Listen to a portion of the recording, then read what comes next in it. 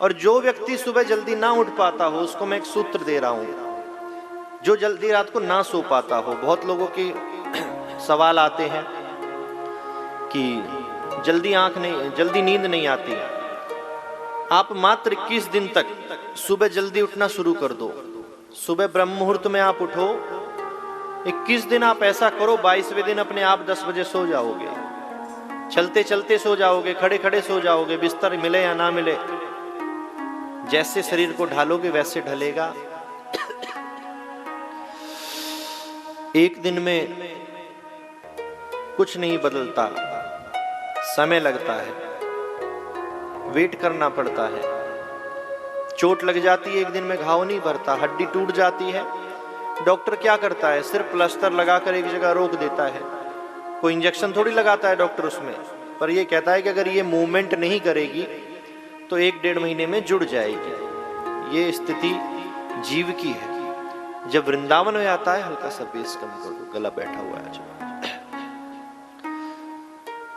जब वृंदावन आता है तो एक दिन में उसकी दिनचर्या नहीं बदलती। आए आप 10 मिनट दर्शन किया, बिहारी जी के भाग गए। क्या जीवन में कुछ बदलाव आया? क्या करने आए थे? जैसा एक मॉल में आप घूमते हो, ऐसे यहां घूमे, घंटों सड़कों पे घूमते रहे, होटलों में घूमते रहे और 5 मिनट का समय मंदिर में लगाया और चले गए। कुछ नहीं होगा ऐसा करने से। कुछ दिन वास किया करो यहां। अब कहां वास करें? तो इतनी सुंदर व्यवस्था आपके पूज्य गुरुदेव ने ये गुरुद्वारा बनाकर कर दी। 1 दिन, 2 दिन, 10 दिन, महीना भर, जितने दिन आप वास करना चाहो करो। 8 दिन तो आपकी दिनचर्या सेट होने में लग जाएंगे। आप वहां कब उठते थे, वहां आप क्या खाते थे, कब सोते थे, सब चीजें बदलेंगी धीरे धीरे।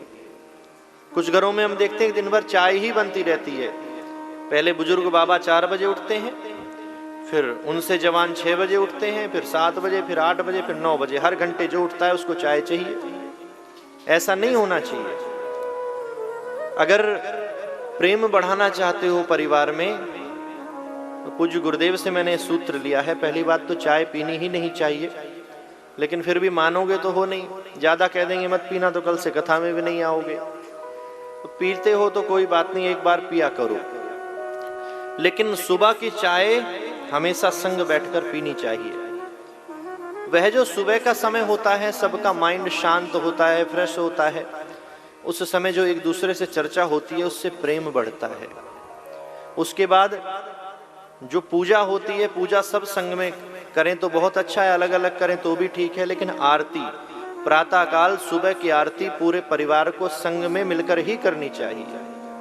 तीसरी बात, रात्रि का भोजन दिन का तो हो नहीं सकता, क्योंकि पुरुष भी काम पर जाते हैं, बच्चे भी स्कूल जाते हैं, लेकिन रात को जब सब लौट कर आ जाएं तो भोजन सबको एक संग बैठकर ही करना चाहिए। धीरे धीरे जब आप ऐसा करेंगे तो आप देखेंगे स्वयं आपके घर में राम राज्य की स्थापना हो गई। जिस प्रकार से भगवान राम के राज्य में प्रसन्नता रहती है, वैसे ही आपके परिवार में भी प्रसन्नता रहेगी।